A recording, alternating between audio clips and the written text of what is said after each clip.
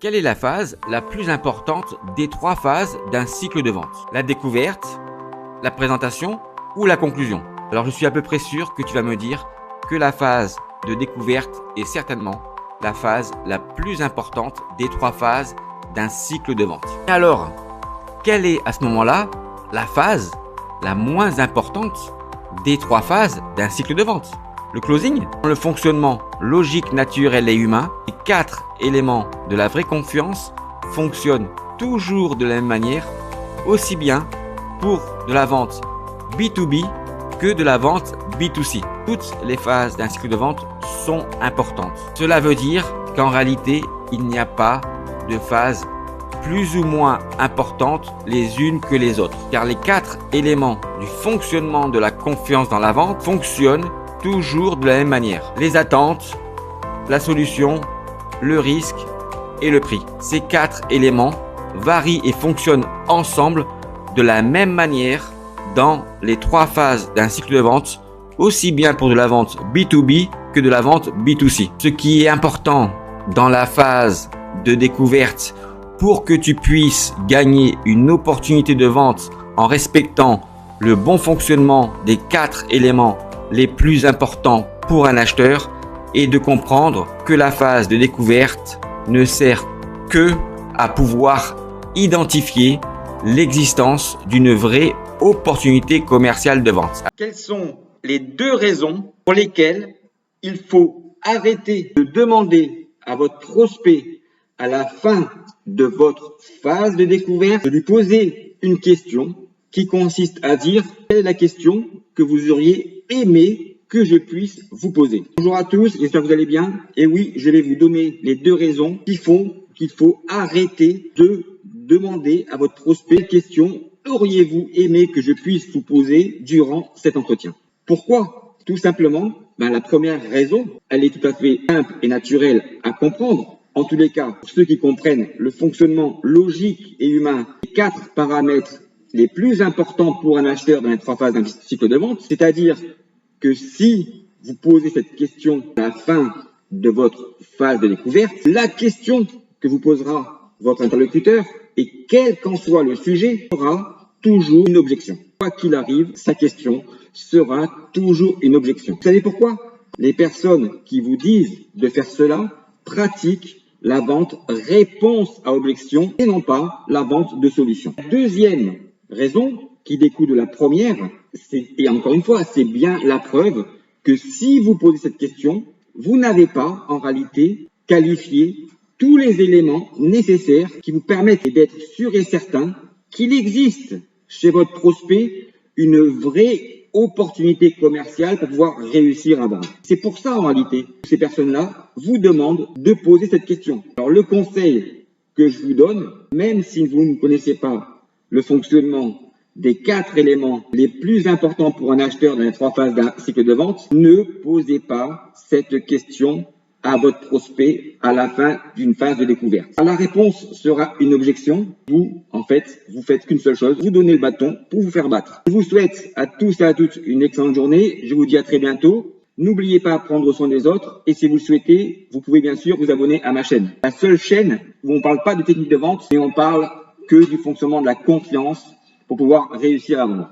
Et si la phase de découverte dans un cycle de vente n'existe pas, alors pourquoi dans les trois phases d'un cycle de vente, la première phase n'est pas une phase de découverte des besoins? Cette première phase est une phase d'investigation. Elle permet la révélation du besoin, mais surtout de qualifier l'existence d'une vraie opportunité de vente. Donc le travail du vendeur est de différencier l'identification des attentes liées aux différents problèmes dans cette phase pour savoir qualifier réellement l'existence d'une réelle opportunité de vente. Et ce n'est pas parce que vous identifiez et qualifiez les attentes liées aux problèmes dans la phase de découverte qu'il existe pour autant une opportunité commerciale. En réalité, la phase de découverte dure tout le long de la durée d'un cycle de vente et dans les trois phases. La phase de découverte, la phase de présentation et la phase de conclusion. La phase de découverte est la qualification permanente des quatre éléments du cycle d'achat, donc le besoin, la solution, le risque et le budget dans chacune des trois phases d'un cycle de vente, ce qui permet d'obtenir la confiance d'un client dans le closing et vraiment de pouvoir gagner vos opportunités commerciales. En tous les cas, je vous souhaite à tous et à toutes une excellente journée et j'espère que cette petite vidéo vous aura plu. Au revoir. C'est quoi ce que tu n'as pas compris dans la phase de découverte d'un cycle de vente? La phase de découverte dure sur l'ensemble d'un cycle de vente? C'est ça que tu n'as pas compris? Que la phase de découverte dure sur l'ensemble d'un cycle de vente et dans les trois phases d'un cycle de vente pour pouvoir contrôler en permanence les 4 évolutions, les éléments les plus importants du fonctionnement de la vraie confiance dans la vente pour un acheteur. Et c'est comme cela que tu vas pouvoir contrôler sur la durée d'un cycle de vente et dans l'ensemble des 3 phases d'un cycle de vente, quelle confiance tu vas pouvoir accorder à tes acheteurs pour pouvoir les transformer en clients.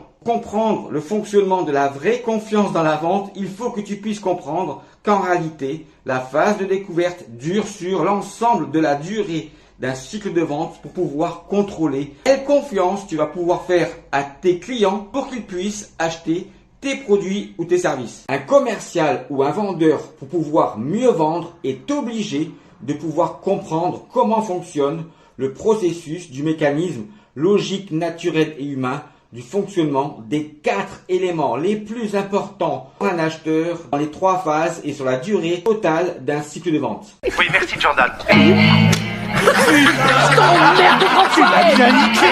Pourquoi tu n'as jamais entendu parler du fonctionnement de la vraie confiance dans la vente? Parce que justement, ce mécanisme et ce processus n'est pas expliqué dans les différentes techniques de vente. Il faut d'abord que tu saches que jamais personne n'a pu remettre en cause et en considération le fonctionnement logique, naturel et humain de la vraie confiance dans la vente. Et c'est justement ce bon fonctionnement-là qui va te permettre de mieux vendre en respectant la confiance que tes clients peuvent t'accorder, mais surtout pour pouvoir mieux vendre. Et pour pouvoir mieux vendre, de contrôler quelle confiance tu peux faire à tes acheteurs pour les transformer en clients à travers le bon fonctionnement logique, naturel et humain des évolutions des 4 éléments les plus importants pour un acheteur dans le fonctionnement de la vraie confiance dans la vente. Mais c'est quoi le closing? Le closing est la 3e partie d'un cycle de vente qui doit être l'acceptation réciproque de la vraie confiance entre les 2 parties. Mais quand un commercial ou un vendeur ne sait pas comment fonctionne le mécanisme logique, naturel et humain de l'évolution des 4 éléments dans chacune des 3 phases d'un cycle de vente, alors il pratique une démarche commerciale basée sur la défiance d'un client pour pouvoir arracher une commande. Oui, merci Jordan. Voilà ce qu'il se passe pour les commerciaux et pour les vendeurs qui ne savent pas comment fonctionnent les 4 éléments du fonctionnement de la vraie confiance dans la vente. Et pour pouvoir closer un deal, ils pratiquent la défiance commerciale pour pouvoir juste arracher une commande. Jean-Marc, je comprends rien à ce que tu racontes sur le fonctionnement de la confiance avec les 4 éléments les plus importants pour un acheteur dans le fonctionnement de la confiance. Je comprends rien, mais je comprends rien. Comment ça? Dans la phase de découverte, il faut absolument qu'il y ait 2 éléments super importants pour l'acheteur et 2 autres éléments qui ne soient pas importants pour lui dans la phase de découverte. Bah oui. Comment ça? Je comprends rien. Et pour gagner une opportunité, il faut que dans le closing, il y ait 2 éléments super importants pour l'acheteur et 2 éléments qui ne soient pas importants pour lui dans le closing. Mais oui. Mais c'est quoi ça? C'est n'importe quoi. Ben non, c'est n'importe quoi, je comprends rien. Je comprends rien à ce que tu racontes sur le fonctionnement de la confiance de la vente. Ah bon? Et pourquoi? Je comprends rien. C'est quoi cette histoire du fonctionnement des 4 éléments les plus importants, fonctionnement de la confiance dans la vente? Ben c'est le fonctionnement de la confiance dans la vente. Mais c'est juste le fonctionnement logique, naturel et humain de la confiance dans la vente. Et non, je comprends rien. Pour qu'un client puisse acheter, il faut que un des 2 éléments qui sont les plus importants pour lui dans la phase de découverte soit également un des 2 éléments les plus importants pour lui dans le closing. Mais oui, je comprends rien. Pourquoi en plus, parmi les 2 éléments les moins importants pour lui dans la phase de découverte, il faut absolument qu'il y en ait un des 2 qui soit pour lui les plus importants dans le closing. Mais oui. Mais oui, c'est comme ça que fonctionne la confiance dans la vente. Jean-Marc, on ne comprend rien sur ce que tu racontes du fonctionnement de la vraie confiance dans la vente. Ah bon? Mais alors, si tu comprends rien sur ce que je raconte sur le fonctionnement logique, naturel et humain des 4 éléments les plus importants pour un acheteur dans le fonctionnement de la vraie confiance dans la vente, alors explique-moi toi comment fonctionne le mécanisme de la confiance quand tu arrives à vendre sans comprendre comment fonctionne ce mécanisme logique, naturel et humain. Non, ne m'explique pas.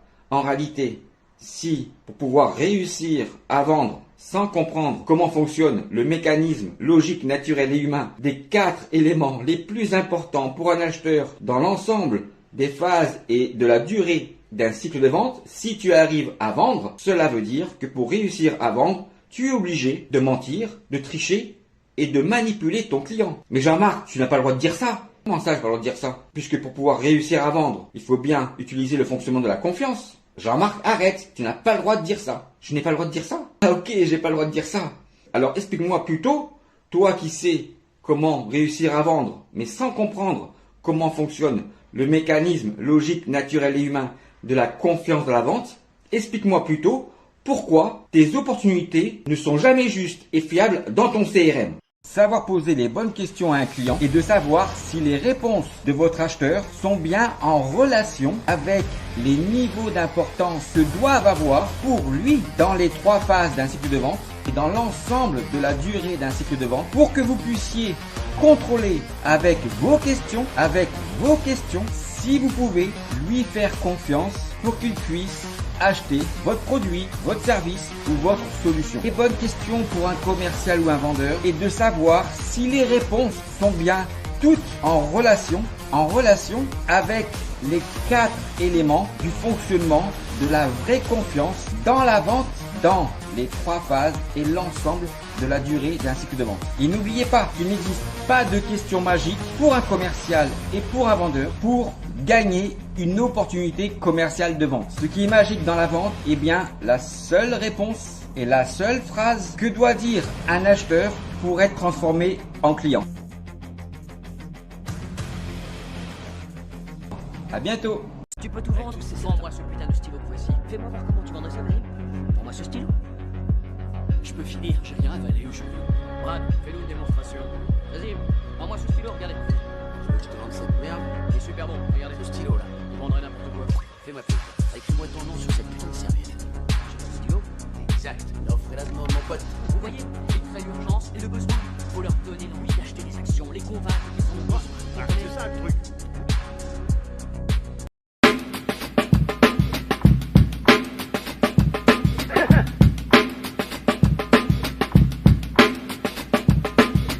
Comment utiliser pour réussir une très bonne négociation commerciale de vente le bon fonctionnement du mécanisme unique, logique, naturel et humain des 4 éléments les plus importants pour un acheteur dans l'ensemble des 3 phases d'un cycle de vente.